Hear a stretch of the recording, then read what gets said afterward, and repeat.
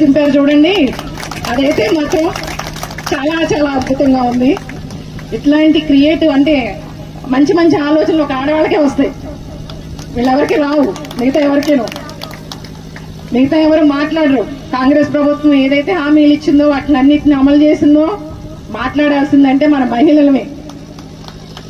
వీళ్ళందరూ ఏంటంటే, అమ్మ మీరు మొన్న ఈ మధ్యన ఎక్కడ ఒక దగ్గరికి వెళ్తే ఆ ఊర్లో మా మగవాళ్ళందరూ వచ్చి చెప్తా ఉన్నారు, మీరు ఆడవాళ్ళకి ఫ్రీ బస్ ఇచ్చారు, మాకు సీట్లు ఉండట్లేదు, ఇదివరకు బస్సుల్లో స్త్రీలకు మాత్రమే అని పెట్టేవాళ్ళు, ఇప్పుడు మాకు పురుషులకు కూడా మాత్రమే అని పెట్టండి అని చెప్తా ఉన్నారు.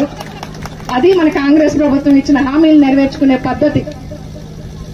మీకందరికీ అన్ని హామీలు అమలయ్యి మీకందరికీ అందుతున్నాయని అనుకుంటున్నాను.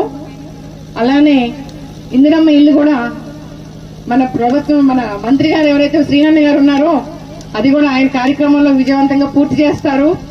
ఆల్మోస్ట్ వాళ్ళు సర్వే కూడా పూర్తయింది. స్థలం ఉన్న వాళ్ళకి ముందు ఇల్లు ఇస్తున్నారు. మీ మండలంలో కూడా సర్వేలన్నీ పూర్తయి ఉంటాయని అనుకుంటున్నాను. ఈ అవకాశం ఇచ్చినందుకు